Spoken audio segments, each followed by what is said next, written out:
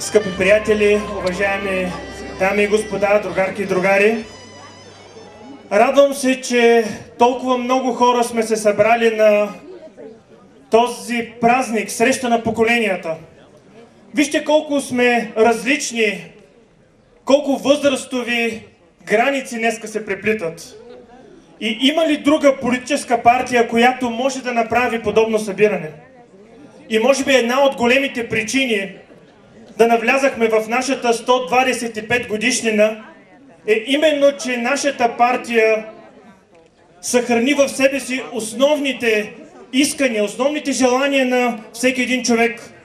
Чувството за справедливост, чувството за равнопоставеност в обществото, за другарство, за братство, за солидарност. Непреходни ценности, които за жалост се забравиха през последните години, но се съхраниха именно в Българската социалистическа партия. Господин Гуцанов, само преди дни стана ясно, че БСП този път ще заложи на млади и нови лица в листата си. Ще има ли наистина обновяване на листата? Повече от ясно е, че ще има обновяване. Конференцията беше категорична. Аз бих казал, че това беше една революция, която стана в БСП, защото от първите 20 кандидати за общински съветници, 15 са под 40 годишна възраст. Това е наистина изключително сериозен пробив и освен това показва и мъдростта на БСП, тъй като малко са партиите, които могат със собствения си инстинкт в правилният момент да правят това подмладяване, което е необходимо и на обществото, което е необходимо и на държавата, и на града, и на самата партия. Традиционно БСП залага на академици, на хора от академичните среди, преподаватели, доценти, професори. Ще заложите ли отново и на този момент? При всички положения ще има от гражданската квота подобен момент, така както започнахме с професор Клисарова преди години и тя извървя своя път до министър, а сега аз смятам, че ще бъде един изключително достоен кмет на град Варна. Какви ще са основните моменти в управленската програма, с която БСП ще се яви на местните избори? Аз не считам, че мога накратко да ги кажа, но за мен нещата са нова икономическа политика на града, изцяло обновена позиция. Не да говорим за това бюджета да бъде увеличен с 1 милион или с 2 милиона, да се намали този разход или онзи разход. Ние трябва да говорим за нова икономика, за изцяло нова политика, защото хората очакват да видят нещо различно от това, което ги сполетя през последните 25 години.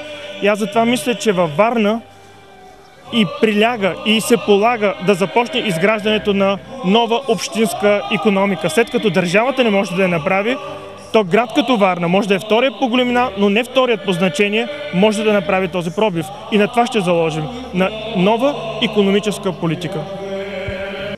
И ви моля с аплодисменти да поканим на сцената независимият кандидат за кмет, подкрепен от Българската социалистическа партия, професор Анелия Клисарова.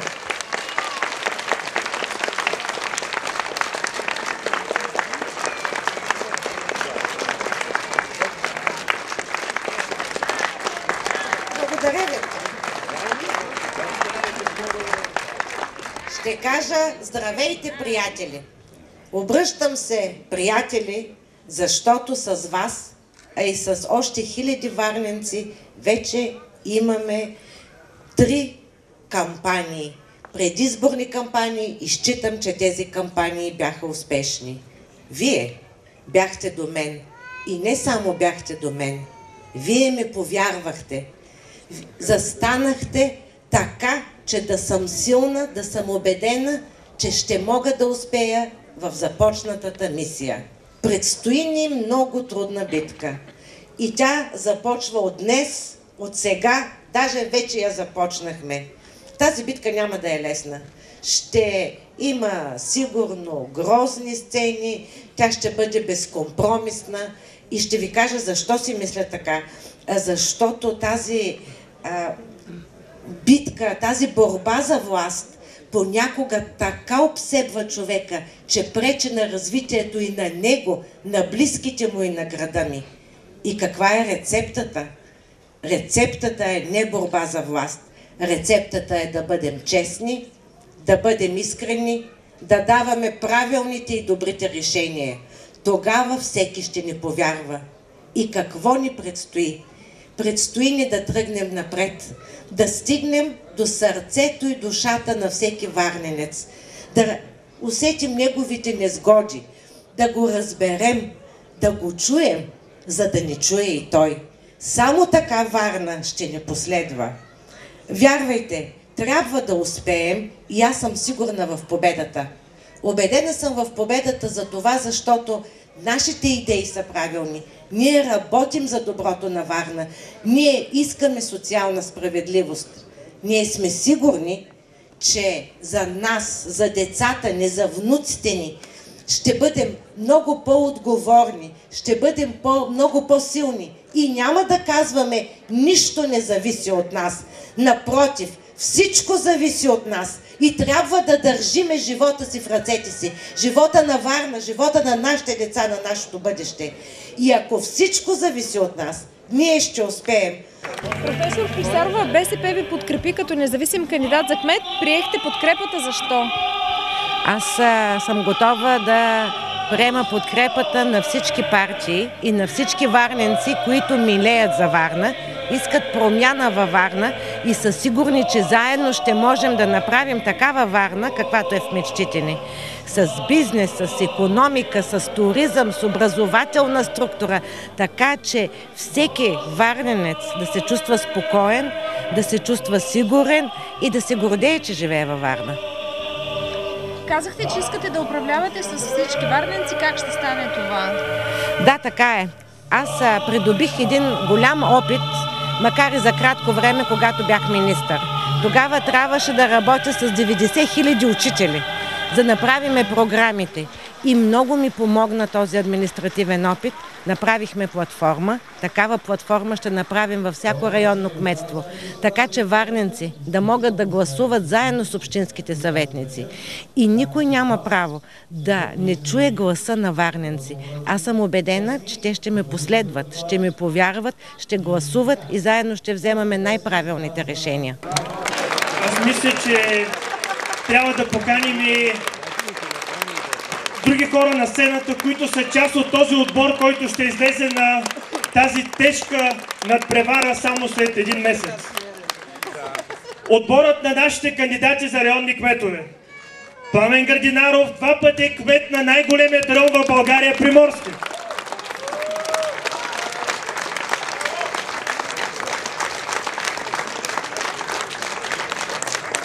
Госпожа Юнакова, безспорният фаворит в район Младост, 2 пъти също кмет на най-младият район в град Варна.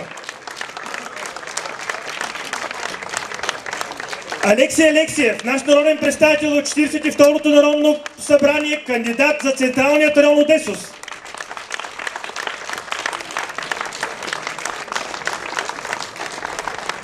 Района Спарухово, Мартин Златев.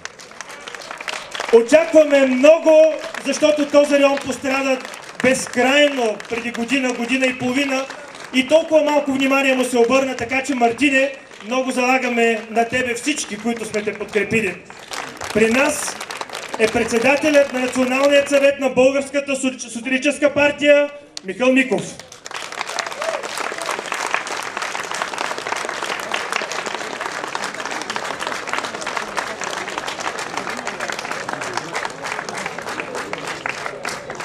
Смятате ли, че с този отбор няма да спечелим изборите? Смятате ли, че с това, което даде конференцията, от първите 20 кандидати за общински съветници, 15 са под 40 години? Коя друга партия може да направи този инстинкт? Коя друга партия може да излъчи точно това, което е необходимо в правилният момент? Ние трябва да вдъхнем надежда на хората, че сме алтернативата на това управление. И аз съм сигурен, че зад гърба си с председателя на партията това нещо ще стане именно от Варна. Уважаеми другари и скъпи приятели от Варна, много ми е драго да сме заедно на такова лятно тържество. Наричам го тържество, защото все още не е същинската кампания. На среща, в която присъства онова поколение, което помни най-силните години на социалистическото строителство и е останало вярно на партията. И разбира се, на младите, на бебетата в количката, които са бъдещето. Не само на Варна и на България. Приятно ми е да съм тук, за да кажа едно на добър час на Ани. Ани, която познавам много добре, Ани, с която сме работили, Ани, която с искреност, с женска топлота, с чар се бореше с проблемите в българското висше и средно образование.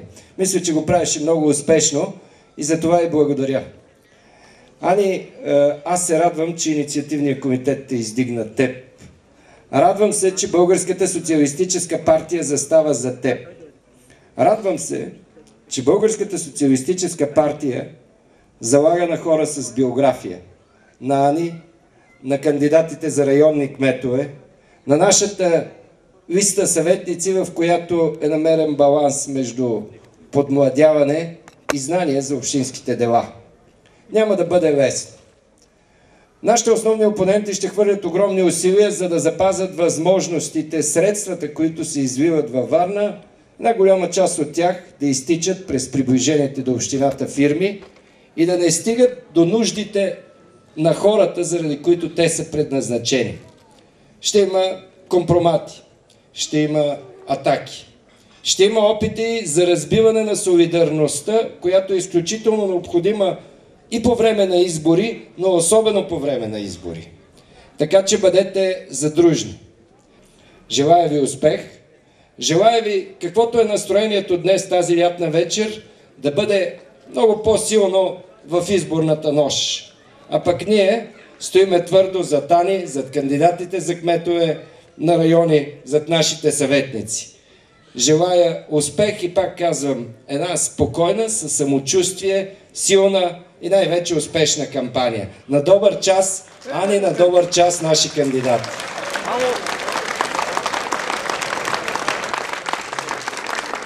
Господин Минков, смятате ли, че БСП може да направи проби във Варна и да се върне в управлението на града като водеща политическа сила?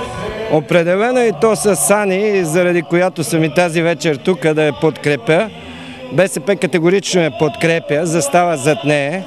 Смятам, че политическата обстановка и страната, гледам от днеска и във Варна, е такава, че хората искат едно по-добро управление, включително местно равнище, включително варненци. Очевидно има редица нерешени проблеми. Града не се управлява в полза на хората, а се управлява в полза на фирмите, които печелят големите обществени поръчки. В национален план на какво залага БСП, за да успее да спечели повече кметски места, общински съветници? На първо място откровеност, на второ място предлагане на политика. За нас и в местното самоуправление има лява и дясна политика. Дясната политика е свързана с бизнеса, с печалбите, с обрастването на общините, с фирми, които въртат обществения ресурс. БСП предлага лява платформа, която дава повече възможности на общините да се обърнат към хората. Включително редица общински дейности да се вършат от предприятия на общините. Смятам, че това е пътя, в който общините ще бъдат по-силни. Искам да благодаря на сдружението Търсете жената. И това сдружение направи един прекрасен химикал за господин Миков. Защо? Защото господин Миков намери жената за кмет на Варна. Много благодаря. За това е подарък от нашето сдружение и благодарение на целия инициативен комитет. И още нещо обаче искам да ви покажа и да ви уверя. Да, показвам го това. Това е подарък от първата жена, председател на парламента на Япония. Имах честта да познавам нея и тя ми подари тази писалка. Обещавам ви, че от кметския стол с тази писалка ще подписвам най-правилните решения. Само за доброто на хората и само за Варна.